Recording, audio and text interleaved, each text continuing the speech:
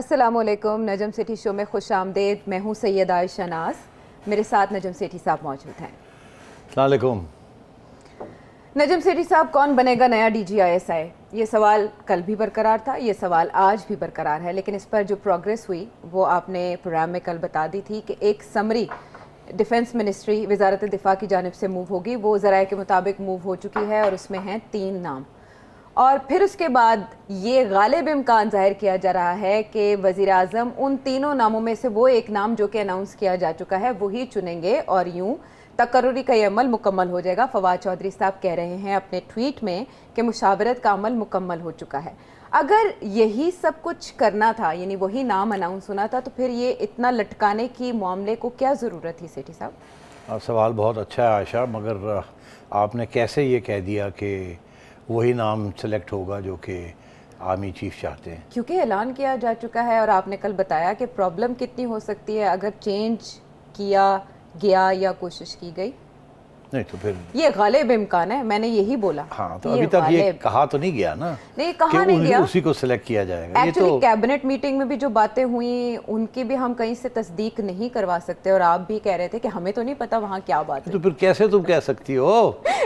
हम अंदाजा ही लगा सकते हैं ना। तो फिर ये कहें ना कि अंदाज़ा ये है जी कि 3 नाम जो हैं वो चले गए हैं। वो तो मेरा ख्याल खबर आ चुकी है ना, वो तो एक रिपोर्टिंग हो चुकी है, उसके ऊपर कोई तरदीद नहीं है। मान लिया गया कि प्राइम मिनिस्टर साहब को एक लिस्ट चली गई है और उस पर 3 नाम है, ये कहा जा रहा है, और इसकी कोई तस्दीक नहीं रिबटल यानी उसका कोई नहीं है। ठीक है ना। अच्छा, अब ना तस्दीक हुई है ना तरदीद हुई है, मगर चैनल्स में ये चल रहा है और कोई डिनाइल नहीं आ रही, ऐसे ही है ना। फवाद चौधरी साहब ने जो बात कही है, उन्होंने ये इशारा किया है कि बहुत सब कुछ ठीक है जी और सब मुतमईन है, और जो भी फैसला होगा वो आर्मी चीफ को भी पसंद आएगा और प्राइम मिनिस्टर साहब को भी पसंद आएगा, और कोई दोनों बड़े मुतमईन है, कोई मसला नहीं, यही कहा। उन्होंने कहा प्रोसेस शुरू हो चुका है, प्रोसेस शुरू हो चुका है। अच्छा, अब बात ये है कि अगर प्रोसेस शुरू हो चुका है तो इतनी देर क्यों लग रही है? प्रोसेस का क्या मतलब है? क्या प्रोसेस है? 3 नाम है, एक टाइप लेटर टाइप होना है, 3 नाम आने हैं GHQ से, वो 3 नाम जो हैं वो उसी वक्त प्राइम मिनिस्टर साहब के आगे आ जाएंगे, तो प्रोसेस शुरू होने का क्या मतलब है? ये तो कोई बात नहीं है ना, 10 दिन लग गए हैं आपको प्रोसेस करते हुए। चले आप समझे कि कल या रात को जाके कोई इत्तेफाक हुआ है या परसों हुआ है, तो फिर इतनी देर क्यों लग रही है प्रोसेस में? और प्रोसेस से मुराद क्या है इनकी? अगर ये तस्लीम कर रहे हैं आयशा कि नाम आ गए हैं, अब टाइप आउट हो गया है, अरे भाई आयशा, अरे बहन आयशा भाई लोग भी कह सकते हैं, भाई लोग भी कह सकते हैं। देखिए, डिफेंस मिनिस्ट्री प्राइम मिनिस्टर के अंडर आती है ना। जी जी ऐसे ही है ना। जी सेक्रेटरी मिनिस्टर जो है वो खटक साहब है ना। जी, परवेज खटक साहब, ठीक है ना। तो वो समरी जो है वो परवेज खटक साहब अपना एक्सटेंशन उठाएंगे और सेक्रेटरी को कहेंगे कि वो एक समरी पुट अप कर दें 4 लाइनों की, जिसके अंदर 3 नाम ये होंगे, और वो भेज दें, मैं साइन करता हूँ, और वो ऊपर चली जाती है टू दी प्राइम मिनिस्टर। इसमें देर किस बात की? तो प्रोसेस शुरू हो चुका है, ये क्या बात हुई? ड्यू प्रोसेस होता है ना, एक ज़ाब्ते की कार्रवाई होती है। अच्छा, और ये काबीना के हवाले से इत्तलात थी कि वज़ीर आज़म ने उसमें शायद ये शिकवा किया है कि ज़ाब्ते की कार्रवाई होना चाहिए थी। तो हो जाए ना। तो मैं ये कह रहा हूँ, अगर ये कल की बात है और आज सारा दिन अभी तक कोई कार्रवाई नहीं हुई, तो मतलब है कि फिर देर किस बात की है? मैं ये सिर्फ समझाने की कुछ कोशिश कर रहा हूँ कि कुछ मसले हैं ना अभी तक। नहीं, मैं फिशी तक पहुंच गई थी। अच्छा, आपकी ट्वीट में भी पहुंच तो गई मतलब थी है कि ये प्रोसेस हो रहा है, ये हो रहा है, वो हो रहा है, ये सारे ड्रामे हैं। हाँ, इसके पीछे कुछ और भी गेम है। अच्छा, वो क्या है? वो मैं आपको बताता हूँ क्या बताएं क्या। देखिए, बात ये है कि अब प्राइम मिनिस्टर साहब ने झगड़ा ले लिया, इस पर कोई शक ही नहीं है। उन्होंने अगर झगड़ा ना लेना होता तो पहले दिन ही साइन कर देते। अब वो कह रहे हैं, पहले तो उन्होंने ना कर दी, उन्होंने कहा जी कि नहीं, मैं किसी और को चाहता हूँ। जाहिर, मैं तुम्हें आपको बता रहा हूँ, उन्होंने पहले कहा कि जी नहीं, पहले तो ये उन्होंने कहा कि मैं नहीं चाहता कि जनरल फैज़ जो हैं अभी यहाँ से जाएँ, अभी रहने दें उनको। फिर उनको ये कहा गया कि नहीं, वो तो हमारी ज़रूरत है, वो कोर कमांड करनी है और हमने कुछ तब्दीलियाँ भी करनी है। तो उन्होंने कहा अच्छा, फिर मुझे फ़लाना चाहिए। जी, मैं आपको बता रहा हूँ, और आगे से वो तो हमारे यहाँ इत्तेफाक है कि कोई हम कंट्रोवर्शियल किस्म के लोगों को अब नहीं लाना चाहते, तो इसलिए आप कोई ऐसा हम आपको नाम देते हैं जो कि न्यूट्रल है, जिसके ऊपर कोई तनकीद नहीं है, कोई कंट्रोवर्सी नहीं है, और जो कि हम समझते हैं it will be very good as a neutral, good apolitical general. तो वहाँ फिर खान साहब को बात पसंद नहीं आई, तो इसलिए ये बात फिर आगे चलती गई है, इसीलिए अभी तक नोटिफिकेशन नहीं हो रहा है। अब क्योंकि GHQ ने अनाउंस कर दिया है ISPR ने कि उनके लिए एक ही शख्स का नाम है और उन्होंने उसकी ऑलरेडी पोस्टिंग भी कर दी है, तो अब प्राइम मिनिस्टर साहब के लिए एक रास्ते कौन से रह गए थे? या तो ये कि वो कहते मैं नहीं करता, तो फिर उसके जो भी नतीजे निकले थे वो भुगतते जो भी है, या ये कि वो अपना कोई जिस बंदे का वो सोच रहे थे उसी का नाम लगा देते, कहते हैं नहीं मैंने उसको लगा दिया, समरी मूव करते अपनी तरफ से, उसके अंदर अपने बंदे का नाम डालते, अपने बंदे को अप्रूव करते और कहते मैंने कर दिया। क्योंकि तारीख में हुआ ऐसे, मैंने आपको पहले भी कल भी ये पूरी सूरत हाल बताई थी। उसके बाद भी फिर भुगतना पड़ता, क्योंकि फिर जाहिर है नाराज़गी हो जाती कहीं, क्योंकि वहाँ तो एक अनाउंसमेंट हो चुकी थी ना, या तो अनाउंसमेंट ना हुई होती फिर तो कोई अंदर की बात रह जाती, मगर अनाउंसमेंट हो चुकी थी। लेकिन ये भी नहीं है कि अनाउंसमेंट एक तरफा तौर पर हुई हो, आपने फरमाया वो तो मैंने कल बताया हाँ, था ना, बताया था हाँ, तो वो तो अनाउंसमेंट हो गई थी और जिन्होंने अनाउंसमेंट की थी उनका यही ख्याल था कि इत्तेफाक हो गया जी। तो अब बात यह है कि इस वक्त कोई मसला है। अच्छा, अब वो मसला मैंने इशारा तो कर ही दिया आपको कि उसमें वो कह रहे हैं कुछ अरसा ठहर जाएं, ये कर लें, 2 महीने ठहर जाएं, ये बातें सारी होती रही हैं। इसका ताल्लुक जो है, जो हमें कहा जा रहा है कि जी वो अफ़गानिस्तान के साथ ताल्लुक़ है, जो करंट DG ISI हैं जनरल फैज़, उन्होंने अफ़गानिस्तान का मसले को बड़ी गौर से देखा। 2 बयानी हैं, आप ज़रा रहनुमाई करें। वज़ीर-ए-आज़म चाह रहे हैं कि अफ़गान मसले की वजह से 3 से 4 हफ्ते या 3 से 4 माह जो भी सामने कोट किया जा रहा है, जनरल फैज़ को इस पोस्ट पर रहना चाहिए। दूसरी जानिब 11 कोर पेशावर कोर की भी बात की जा रही है कि अफ़गानिस्तान के तनाजुर में तो वो कोर भी बहुत अहम है और वहाँ उनकी एक्सपर्टीज़ काम आ सकती हैं, तो किसका बयानिया ठीक है? नहीं, मगर बात ये है ना आयशा, ये तो हवा में है ना बातें जी, ये तो अफवाहें हैं। ये नहीं है कि जी प्राइम मिनिस्टर ने ये कहा और वो कहते हैं हाँ मैंने ये कहा, या दूसरा जो बयान है, ये तो लोग बातें कर रहे हैं ना कि प्राइम मिनिस्टर चाहते हैं कि जनरल फैज़ रह जाएं अफ़गानिस्तान की वजह से, वो कहते हैं नहीं, मगर दूसरे लोग कहते हैं कि नहीं क्या फ़र्क पड़ता है, वहाँ भी बैठ के तो डील कर सकते हैं, ऐसी क्या बात है? तो मतलब ये कोई कंफर्म खबरें नहीं है, ये उड़ती उड़ती खबरें हैं। तो इसको हमें ट्रीट भी वैसे ही करना चाहिए कि जी ये उड़ती उड़ती खबरें हैं कि वो ये कह रहे हैं, वो ये कह रहे हैं, वो ये कह रहे हैं। Let me finish. अच्छा, अब बात ये है कि सिचुएशन ये है कि अब कल जॉइंट सेशंस के गए दोनों हाउसेस के, और पता नहीं जॉइंट सेशन होगा या अलग अलग उनको कॉल 4 बजे सेनेट का, 5 बजे कौमी असेंबली। अच्छा, अब बात यह है कि यहाँ फिर स्पेकुलेशन शुरू हो गई है कि ये क्यों कॉल किए गए, क्या इनको कॉल करने का कोई ताल्लुक इस अपॉइंटमेंट के साथ है या नहीं। वो सवाल इसलिए खड़े हो रहे हैं आयशा कि कैबिनेट में इस बात को ले जाने की क्या ज़रूरत थी? आज तक तो किसी ने कैबिनेट में लेके नहीं गए, तो प्राइम मिनिस्टर का फैसला होता है, ये काबीना का फैसला नहीं होता। पहले भी जो माजी में भी जो कुछ होता रहा है, जब अपॉइंटमेंट्स होती रही हैं, एक समरी जाती रही है, प्राइम मिनिस्टर अपने दफ्तर में बैठ के टिक करते थे और ख़त्म हो जाती थी बात, तो काबीना को बीच में लाने की क्या बात? तो फिर ये हमें ये पता चला जी कि अब काबीना में गई ये बात। फिर कल काबीना के अंदर जो प्रोसीडिंग्स हुई हैं वो लीक भी हो गई हैं। उनके एक पोलिटिकल एडवाइज़र हैं आमिर डोगर साहब, जिसको आप दिखाना चाहेंगे अभी, मैं अभी इसको ख़त्म कर लूँ फिर आप दिखाएं भी। वो उन्होंने आके बहुत सी बातें कर दी हैं कि प्राइम मिनिस्टर साहब ने काबीना के अंदर ये कहा, वो कहा, ये कहा। बेसिकली प्राइम मिनिस्टर का जो मौक़िफ़ है या इस हुकूमत का जो मौक़िफ़ है इस चीज़ के ऊपर, वो उन्होंने बयान कर दिया है इन साहब के ज़रिए, मगर जो दूसरी साइड है उनका मौक़िफ़ कोई बयान करने वाला नहीं है, सवाए कि ISPR ने एक बयान दिया था, उसके बाद ना तुम कर रही हो, ना मैं कर रहा हूँ, ना कोई मरियम कर रही है, ना कोई और कर रहा है, ना कोई भी नहीं कर रहा ना, कोई स्पोक्समैन नहीं कर रहा। ISPR भी कुछ नहीं बता रहे, कुछ नहीं बता रहे।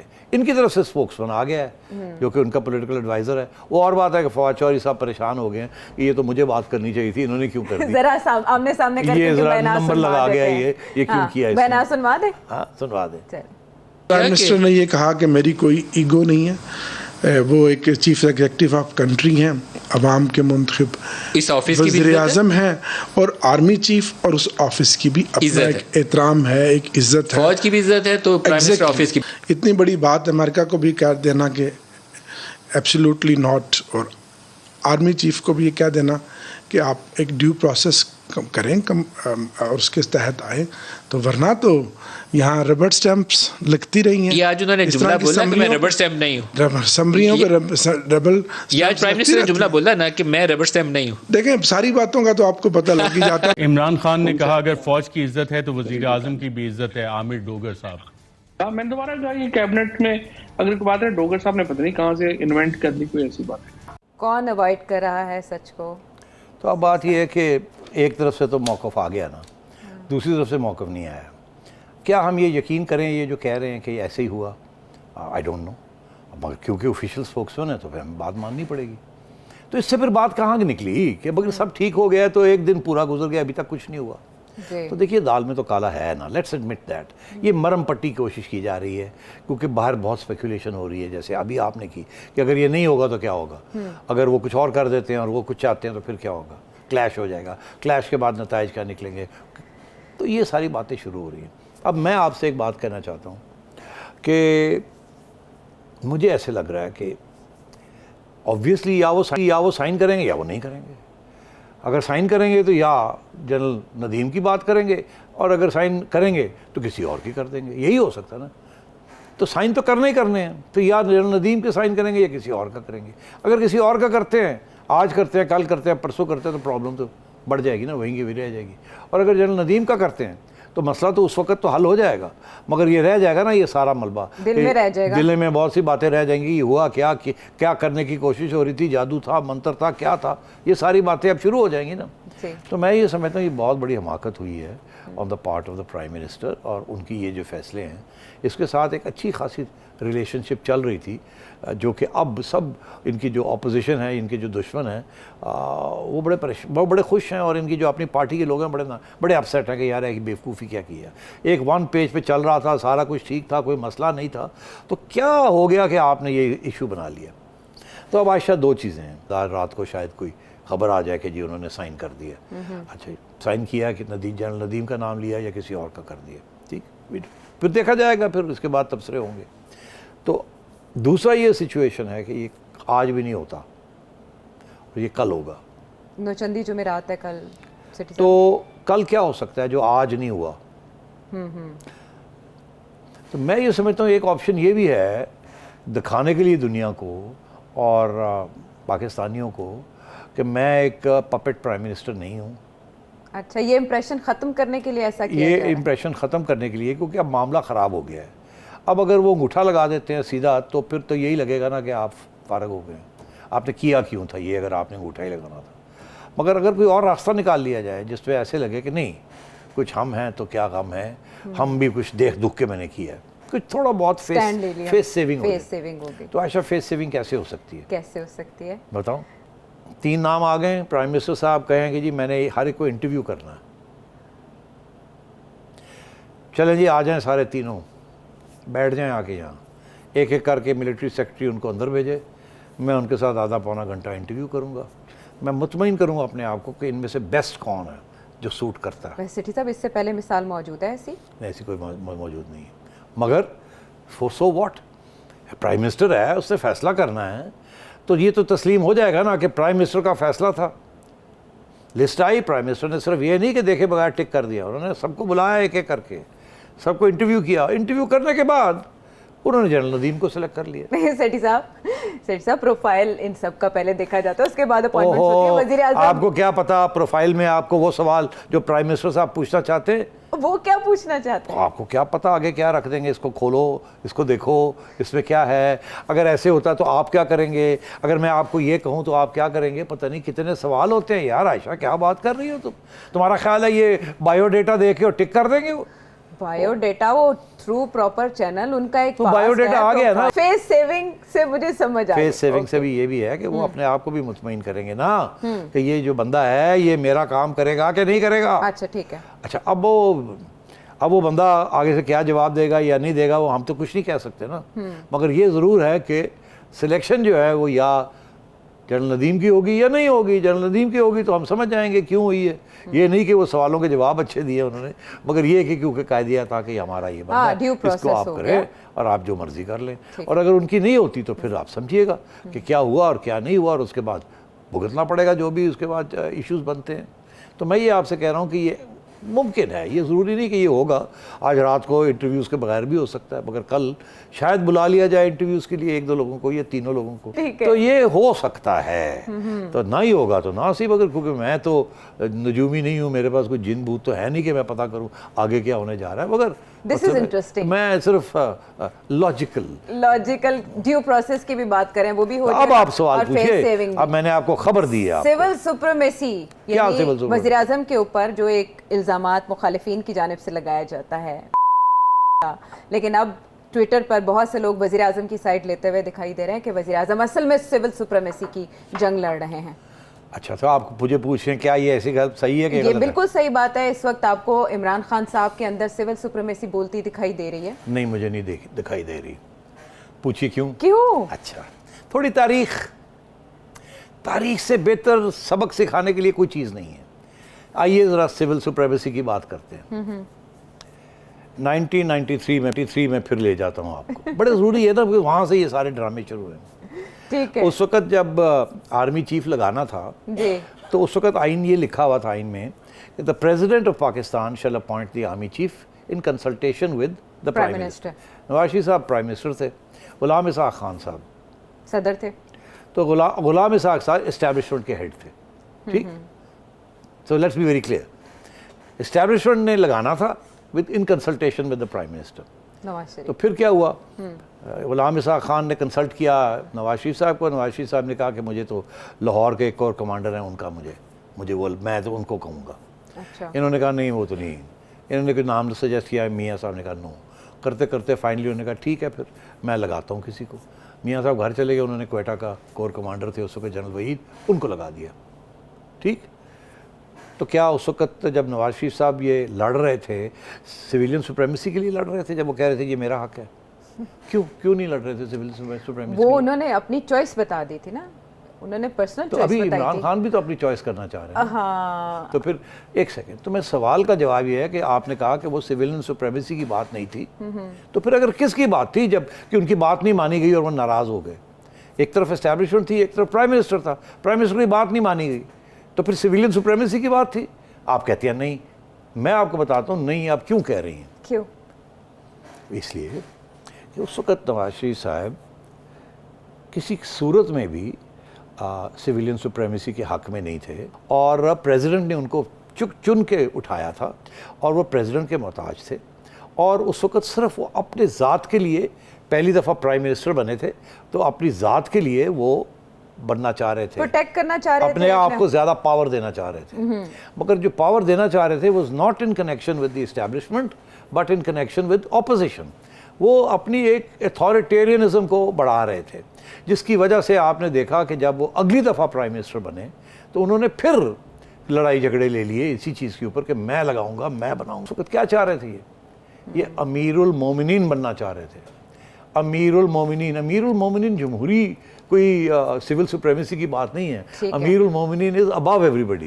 ये सिविलियन सुप्रीमेसी नहीं है, ये डिक्टेटरशिप थी। ठीक है। तो जमहूरियत में सिविल सुप्रीमेसी की बात होती है, अथॉरिटेरियनिज्म में या ज़ात को बढ़ाने में इंस्टीट्यूशनल ग्रोथ नहीं होती, ज़ात की बात होती है। तो जब ज़ात की बात होती है, अपनी पर्सनल अग्रैंडिसमेंट की बात होती है जिसका ताल्लुक सिविल सुप्रीमेसी से नहीं है, नाम इस्तेमाल किया जाता है। इसी तरीके के साथ हमारी तारीख में हमने देखा है कि एक सो कॉल्ड एक शख्स आया है, उसने जमहूरी रास्ता इख्तियार किया है, पावर सीज कर ली है, उसके बाद ऑल पावरफुल बन के उसी जमहूरी रास्ते को बंद कर दिया।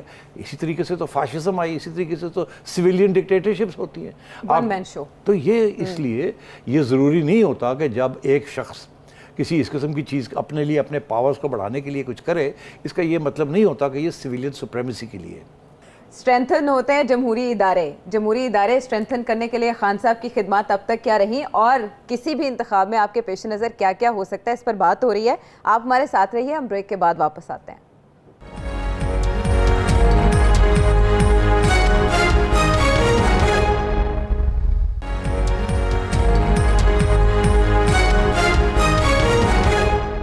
Welcome back to the show. अच्छा सिटी साहब, बात कंटिन्यू करने से पहले अपडेट कर लें कि कौमी असम्बली के इजलास का टाइम ज़रा पहले कर दिया गया है। 3 बजे के अराउंड ये बताया जा रहा है कि कौमी असम्बली का सेशन होगा। आप फरमा रहे थे कि सिविल सुप्रीमेसी की जंग तब लड़ी जाती है जब आप जो जमहूरी इदारे हैं उनको मजबूत करते हैं। अब देखिए, जब नवाज शरीफ साहब ने जनरल मुशर्रफ के साथ लड़ाई झगड़ा लिया तो उस वक्त सिविलियन सुप्रीमेसी की बात नहीं थी।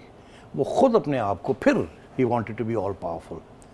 ये नहीं था कि जी वो आर्मी के ऊपर हावी होना चाह रहे थे, वो अपना पावर बढ़ाना चाह रहे थे, और वो नाराज़ थे कि जनरल मुशर्रफ ने उनको बिट्रे किया था। तो इसलिए उन्होंने ही try to sack general Musharraf. Again it was not about civilian supremacy. अच्छा, अब सिविलियन सुप्रीमेसी, अब आज के जो सिचुएशन है उसमें सिविलियन सुप्रीमेसी क्या है? जब नवाज शरीफ साहब दूसरी दफ़ा आए ना, अभी जब उस वक़्त नवाज शरीफ साहब ने कोई ऐसा कदम नहीं उठाया जिसके साथ या वो अमीरुल मोमिनीन की तरफ गए हों या उन्होंने फ़ौज को अंडरकट करने की कोशिश की हो। वो और बात है कि एक दो इश्यूज़ के ऊपर जो कि पावर का रिलेशनशिप नहीं थी, पॉलिसी की बात थी, उसके ऊपर कोई इश्यूज़ बन गए और यहाँ से ये फ़ैसले हो गए कि हमने इनको नहीं रखना। जनरल मुशर्रफ उन्होंने जब फैसला किया कि इनके ऊपर केस करना है तो इस्टेब्लिशमेंट ने बड़ी नाराज़गी का इजहार किया, उन्होंने कहा ये बंदा ठीक नहीं है, इसको तो फिर निकालें। ये कोई सिविलियन सुप्रीमेसी के लिए नहीं लड़ रहे थे जब उन्होंने ये कहा कि जी मुशर्रफ साहब के ऊपर कोई केस होना चाहिए। मगर अब इमरान खान साहब जब बात करते हैं तो इमरान खान साहब वो शख्स हैं जिन्होंने एक सिविलियन इदारा नैब को तबाह कर दिया है अपने ज़ात के लिए। इसी तरीके के साथ जो ऑर्डिनेंसेस पास हो रहे हैं पार्लियामेंट को अंडरमाइन कर दिया है। और मैं इसके लिए आपको बड़े ढेर सारे आपको एग्जांपल्स दे सकता हूं जो कि आप खुद जानते हैं कि किस तरीके के साथ वो इदारों को जो कि रियासत के इदारे हैं उनको कमज़ोर कर रहे हैं अपनी ज़ात के लिए। इसलिए ये जंग जो है ये जंग सिविलियन सुप्रीमेसी की जंग नहीं है, ये जंग है कि इमरान खान साहब अपने आप को इतना बड़ा डिक्टेटर और इतना बड़ा अथॉरिटेरियन सिविलियन बनाना चाहते हैं। लैटिन अमेरिका में भरे हुए हैं, हर जगह पे आप देख लें सिविलियंस जो हैं दे और एंटी डेमोक्रेटिक, वो आते हैं किसी तरीके के साथ जमहूरियत को इस्तेमाल करके और फिर चले जाते हैं। अच्छा अब आप देख लीजिए कल को अगर वोट के ज़रिए लबाइक आ जाती है, ये जमात इस्लामी आ जाती है और वो आके फिर कहते हैं जी कि हम अब ख़त्म, निज़ाम चेंज, सिस्टम चेंज और हम जमहूरियत शूरियत इस्लाम के अंदर नहीं एक्सेप्टेबल, हम ये करेंगे वो करेंगे, तो फिर आप क्या कहेंगे ये सिविलियन सुप्रीमेसी की बात हो रही है? नो, सिविलियन सुप्रीमेसी एक कॉन्टेक्स्ट है, एक जमहूरी रिवायत का, एक जमहूरी रियासत का, एक आइनी रियासत का, उसके अंदर सिविलियन सुप्रीमेसी की बात होती है। By the people for the people. तो अब बात यह है कि यहाँ सिविलियन सुप्रीमेसी का इशू नहीं है। अब आइए आपके क्या, जब नवाज शरीफ साहब जो बात करते हैं वोट को इज्जत दो, क्या वो सिविलियन सुप्रीमेसी की बात है कि नहीं? ये बड़ी, this is the real issue, not कि ये क्या है, असली इशू वो है। मेरा ख्याल है कि वहाँ भी ये सिचुएशन है कि जो जिस तरीके से कोई बंदा आइन के अंदर आइन के सहारे पे फ्री इलेक्शन के ज़रिए आता है तो उसे फिर डिस्टेबलाइज ना किया जाए, उसकी 4-5 साल उसकी टर्म होती है, उसको चलने दिया जाए। दिस इज़, जब आप कहते हैं ना अपने दायरे में रहें, this is civilian supremacy, provided कि आपके जो मकासद हैं वो एंटी सिविलियन ना हो, वो एंटी जमहूरी ना हो, आप जमहूरियत के जो इदारे हैं उनको अंडरमाइन ना करें, ज़ाती मफाद के लिए आप उन्हें अंडरमाइन ना तो करें। Then we talk about civilian supremacy. अच्छा, तो मैं ये समझता हूँ कि ये कोई सिविलियन सुप्रीमेसी की बात नहीं है। अभी नहीं हो रही बात। जो बातें आप कर रहे थे मुझे ऐसा लगा मरियम नवाज साहिबा की झलक है। आज जो उन्होंने मीडिया से बातचीत की उसमें भी यही पॉइंट्स उन्होंने रखे हैं, मीडिया के सामने भी, हम आपके सामने रखेंगे, सुनवाते हैं। हम कल पढ़ रहे थे कि वज़ीर आज़म का आईनी हक होता है, इख्तियार होता है। आज आपको वोट को इज्जत दो याद आ गई है, तो मैं आपको ये बता दूं कि आपको नवाज शरीफ बनने की कोशिश भी नहीं करनी चाहिए। ये तनकीद की जा रही है मरियम नवाज साहिबा पे कि वो इदारे की लाइन ले रही हैं या वो इदारे की तरफ नहीं, हैं। इदारे की लाइन नहीं ले रहे ना, देखो ना, यही तो बड़ी, ये तो प्रोपेगेंडा यही चल रहा है ना सुबह से। बिल्कुल इदारे की लाइन नहीं ये ले रहे, उन्होंने इदारे का जिक्र ही नहीं किया। वो तो ये कह रहे हैं कि इमरान खान साहब क्या कर रहे हैं, इदारे का कहाँ जिक्र किया आपने? लेकिन वो तनकीद कर रही है ना, एक शख्स पर तनकीद कर रही है कि वो मुखालिफिन को खाड़ता पिछाड़ता है। हाँ, बेसिकली वो ये कह रही है कि जो इदारा है वो नहीं चाहता कि अब ये सिस्टम इस तरीके से चले, बिकॉज बड़ी बदनामी हो चुकी है, इसलिए वो चाहते हैं कि कंट्रोवर्सी ख़त्म हो। इमरान खान चाहता है कि जिन साहब के ज़रिए उन्होंने इतना कुछ करवाया या किया वो रह जाएं, और मेरा ख्याल है इदारे के अंदर भी ये ख्याल है कि अब बहुत हो गया, अब उनको अपनी कोर्स कमांड करनी चाहिए, उनको भी, इदारे को भी बचाना है, उनको भी बचाना है, वो बदनाम हो रहे हैं। अच्छा। और ऊपर से इमरान खान इंसिस्ट करी आ रहा है कि नहीं जी मैंने इन्हीं को लेना है, मैंने इन्हीं को लेना है, और एक्सक्यूजेस ये दे रहा है कि ये अफगानिस्तान ये वो, दरअसल वो टाइट करना चाहता है अपोजिशन को। अभी इससे नेक्स्ट जो हम मौलाना साहब, मौलाना फजलुर रहमान ने गुफ्तगू की है, उन्होंने क्या फरमाया वो सुनेंगे। एक वाहिद मुनज़्ज़म इदारा है जो आवाम की एक आखिरी उम्मीद हुआ करती है। इस हवाले से जो बदकिस्मती से मुल्क का हुक्मरान कहलाया जाता है, जो हमारी नज़र में नहीं है, लेकिन जहां उसने पूरे मुल्क को बर्बाद किया है, माशी लिहाज से बर्बाद किया है, आम आदमी जो है वो करा रहा है। इसी तरह हमारे मुल्क के मुनज़्ज़म इदारे को जो नुकसान इन चंद दिनों में उसने पहुंचाया है, शायद पाकिस्तान का दुश्मन हमारे इस इदारे को उतना नुकसान न पहुंचा सके। देखिए बात वहीं आ जाती है कि अब ऑपोजिशन की ये कोशिश है कि किसी तरीके के साथ इदारे को अलग कर दिया जाए और उनमें से एक आध शख्स जो है उसके ऊपर टारगेट किया जाए, और वो आज नज़र आ रहा है कि वजह वो कामयाब हो गया ना, वो जो पॉलिसी थी कि अटैक किया जाए इन दोनों को, अब वो कंट्रोवर्शियल हो चुके हैं। अब इदारा भी परेशान हो गया कि यार ये क्या, हमारी जो इतनी करीबी रिश्ता था इमरान खान के साथ वो तो हमारे उल्टे गले पड़ रहा है, और हमारे जो अपने अफसर हैं वो भी ख़राब हो रहे हैं। और उधर ये है कि इमरान खान साहब को समझाया जाए कि भाई अब हमारे ऊपर इतना भरोसा मत करो, खुद अपने पाँव पे खड़े हो, कुछ करके दिखाओ। सारा बोझ हमारे पे डाल दिया आपने, और ऊपर से फिर हमारे लोगों को भी आप ख़राब कर रहे हैं। तो इस किस्म की इश्यूज चल पड़े हैं। तो मौलाना जो है वो टिल्ट ज़रूर कर रहे हैं, मगर मैं देख रहा हूँ कि जो मरियम जिस तरफ जा रही है उधर ही मौलाना भी उसी तरफ जा रहे हैं। बहरहाल अगर साख की इतनी परवाह है तो ये तो बहुत अच्छी बात है, तो बहुत बड़ी बात है कि अगर किसी इदारे को अपनी साख की परवाह है। आने वाले दिनों में देखेंगे कि ये जो आवाज़ पैदा हो रही है, ये आवाज़ें उठ रही हैं, इनकी गूंज कहाँ तक जाती है। हम ब्रेक के बाद वापस आएंगे।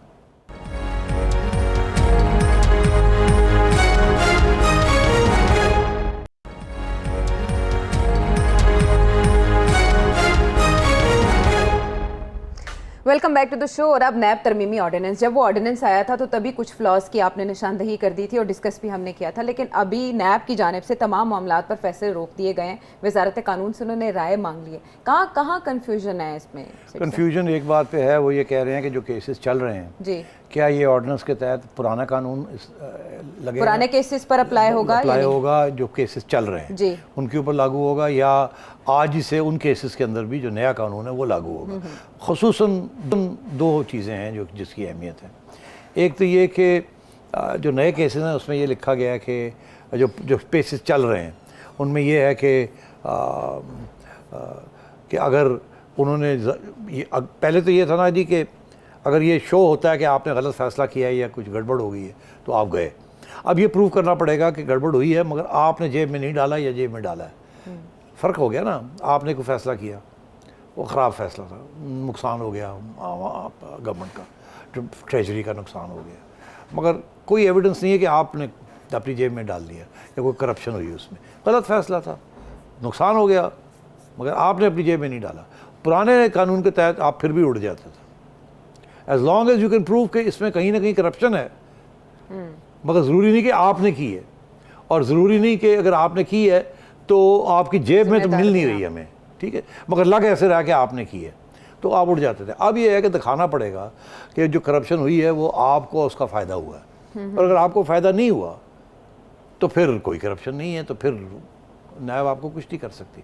तो ये शायद खाकान अब्बासी, मिफ्ता इस्माइल, ये सारे एहसन इकबाल वगैरह, अगर कोई फ़ैसले इनके ज़माने में हुए हैं जिसके साथ ये अच्छे फ़ैसले नहीं थे या बुरे फ़ैसले थे या नुकसान हो गया जी, मगर इनका फ़ायदा, तो फिर इनके ऊपर केस जो है वो विड्रॉ करना पड़ेगा, केस बनता नहीं है।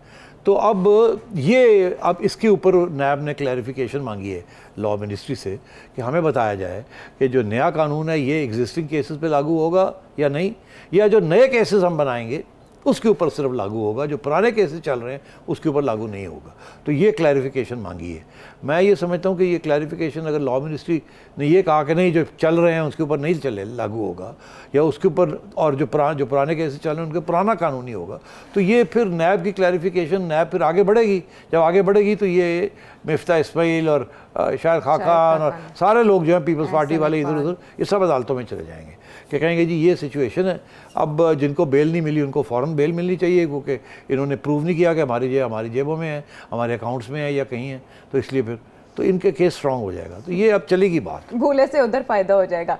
और अब जो अगला हम सवाल है वो पाक US ताल्लुकात के हवाले से है। जो हमारे एम्बेसडर हैं असद मजीद खान साहब, वो ये कह रहे हैं कि पाक अमेरिका ताल्लुकात पहले जैसे नहीं रहे, तो इसके क्या असरात हो सकते हैं? यार आयशा आपको पता, अब तो ये कह के थक गए हैं कि अब वो पुराने ज़माने गए, अब तो ख़तरनाक मोड़ पे हम आ गए।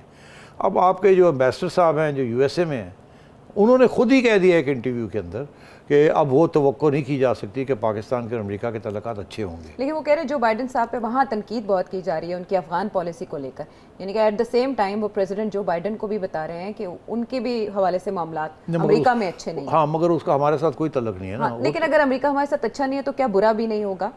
नहीं, देखिए, ये इस बात के ऊपर तो पता नहीं है ना कि अगर बुरा होगा या नहीं होगा, यही तो सवाल है। अब अच्छा तो हो नहीं सकता, अब तो वो क्लियर होगी ना बात कि अच्छा नहीं है, तो खुद कह रहे हैं कि अच्छा नहीं हो सकता। वो वेंडी शर्मन भी कह गई है कि अच्छा नहीं हो सकता, डेप्यूटी सेक्रेटरी स्टेट कह गए ना। तो अब बुरे हो सकते हैं कि नहीं? देखिए, जिस किस्म का प्रेशर अमेरिका आप पे डाल रहा है, अगर आपने वो चीज़ें ना डिलीवर की तो बुरे हो जाएंगे ना। ये पहले भी हम डिस्कस कर चुके हैं। हाँ, लेकिन वो 4 उनके डिमांड्स हैं, अगर वो आप 4 डिमांड्स उनके पूरे नहीं करेंगे या 5 डिमांड्स हैं, तो जाहिर है फिर वो आपके साथ कोई अच्छा रवैया तो नहीं करेंगे ना। तो इट्स ऑब्वियस, ये जो FATF है, जो IMF है, ये प्रेशर लीवर्स हैं।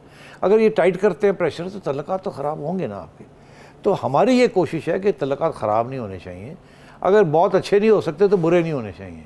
मगर लोग जो ये कह रहे हैं वो कह रहे हैं कि अमेरिका तो सुपर पावर है, वो अगर उनको चीज़ नहीं मिलेगी अपनी जो वो मांग रहे हैं आपसे, तो हो सकता है वो नाराज़गी का इजहार भी करें, कोई टाइट कर दे कहीं आपको और आपको तकलीफ़ होनी शुरू हो जाए। इस मुल्क के अंदर 2 चीज़ें हैं, एक बहुत बड़े पैमाने पे एंटी अमेरिकनिज़म है। ये 90 की दिहाई के बाद इस मुल्क के अंदर एक लहर आई थी एंटी अमेरिकनिज़म की, और वो अभी तक सारा मुल्क एंटी अमेरिकन है, क्योंकि वो दिन था और आज का दिन है। पहले अमेरिका ने हमारा न्यूक्लियर प्रोग्राम के ऊपर एतराज़ किया, फिर हमें थ्रेटन किया, फिर हमारे ऊपर सैंक्शंस लगाए, फिर हमारे F-16 के पैसे ले लिए और F-16 नहीं दिए, and so on and so fourth. तो वो ज़माने हमें भूले नहीं हमारी आवाम को। उसके बाद ये डू मोर की सिचुएशन शुरू हो गई, और अब ये स्केप गोटिंग करने की कोशिश कर रहे हैं पाकिस्तान को कि जी हमारी गलती नहीं है, पाकिस्तान ने धोखा किया हमारे साथ। तो आप पाकिस्तान क्या तो एक तो ये कि हमारे तल्लुकात यहाँ एंटी अमेरिकनिज़म है, जिसकी अब आपने देखा एब्सोल्युटली नॉट, और इस किस्म की बातें शुरू हो गई। दूसरी एक और चीज़ भी है, ये जो मिलिटेंसी है ना, इस्लामिक मिलिटेंसी, ये हमारे मुल्क में बढ़ रही है। ये वेस्टर्न पावर्स जो हैं उनको ये बात पसंद नहीं आ रही, उन्हें डर लगता है। आपको याद होगा जब तालिबान धंधना रहे थे 5 साल 6 साल पहले, और ये बातें हो रही थी कि तालिबान अटक तक आना चाह रहे हैं जी, याद है आपको? और उस वक़्त दुनिया परेशान हो गई थी। उन्होंने कहा यार 70 मील दूर तो एटॉमिक न्यूक्लियर वेपन्स पड़े हुए पाकिस्तान के, और ये तालिबान जो है ये कह रहे हैं हम अटक तक ले लेंगे और ये कर लेंगे, और TTP जो थी धंधना रही थी और बातें हो रही थी। तो उस वक़्त ये इन्होंने स्क्रैम्बल किया, इन्होंने देखा हो क्या रहा है। वो दिन है और आज का दिन है, हमारे यहाँ इस्लामिक मिलिटेंसी बढ़ रही है, टेररिज्म भी बढ़ रही है, ख़त्म नहीं हुई। जब हमारा ख्याल था हमने ख़त्म कर दिया, फिर रिवर्जन हो रही है, और Taliban are not helping us. ऊपर से हमारे अंदर बहुत से मिलिटेंट फोर्सेस जो हैं वो अब बाहर निकल रही हैं, और जो sectarian organisations they can also be inspired by al Qaeda and TT and Daesh ISIS। तो मैं समझता हूँ कि ये परेशानी का बायस है इंटरनेशनल कम्युनिटी के लिए। इसलिए you are in a difficult situation. आपकी इंटरनल पॉलिटिक्स जो है वो भी, उसके ऊपर भी एतराज़ है कि यहाँ आप किस किस्म की फोर्सेस को हवा दे रहे हैं और उनको बढ़ने दे रहे हैं, और क्रैकडाउन नहीं करते, ख़त्म नहीं करते, जैसे आपने TTP को नहीं किया था। अब आप इनको भी आने दे रहे हैं, और फिर तो अब आपने देखा क्या हुआ, TT लबायक के लीडर साहब को जी रिहाई का हुक्म आया, लेकिन सुप्रीम कोर्ट ने वापस उनको रोक नहीं, उनको पंजाब गवर्नमेंट ने अपील की जी सुप्रीम कोर्ट जाके कि इनको छोड़ना चाहिए, रिहा नहीं करना। जी तो क्यों? पुराने ज़माने में तो पंजाब हुकूमत में इतने गट्स ही नहीं थे कि वो रोकती, पेशकदमी रोक लेती। वहाँ यहाँ जब चीफ मिनिस्टर फैसला करता था कि हमने बसंत करनी है, तो कुछ मौलाना हजरात से बयान आ जाते थे आयशा कि हम नहीं होने देंगे बसंत, तो सारे भाग जाते थे लोग, तो नहीं करते फिर, ऐसे ही है ना। तो अब ये सूरत हाल है कि वो बसंत तो नहीं हुई ना फिर। हाँ। तो अब ये है कि अभी आपने देखा कि जब वो उनको रिहाई का वक्त आ गया साद साहब का, रिजवी साहब का, तो कितने लबायक के लोग पहुंच गए थे, और आपको याद आना शुरू हो गया था कि उस वक्त क्या हो रहा था जब ये बाहर निकले हुए थे। तो कल को कुछ और भी हो सकता है। तो ये लोग परेशान होते हैं इन चीज़ों से। तो आप ये समझ रही हैं कि तल्लुकात ख़राब नहीं हो सकते? बिल्कुल हो सकते हैं। अमेरिका के साथ तल्लुकात ख़राब अच्छे नहीं हो सकते। बहुत बड़ी डेवलपमेंट होगी अगर हम इनको यहाँ होल्ड कर लेते हैं किसी तरीके के साथ, ताकि हमारा नुकसान ना हो। अच्छा, यानी आप कह रहे हैं कि अगर आप खारिजा पॉलिसी को बेहतर बनाना चाहते हैं तो कुछ अपने घर के मामलात पर भी तवज्जो दें, ये बहुत ज़रूरी है। बहुत ज़रूरी है ये, और ये टिप हमें मिल गई है पाक अमेरिका रिलेशन के तनाजुर में। टेलीविज़न स्क्रीन पर आपके सामने एक नंबर है, सेठी साहब से आप सवाल पूछ सकते हैं और हम तक अपना फीडबैक भी पहुँचा सकते हैं। अगले प्रोग्राम तक के लिए अल्लाह ने के बान।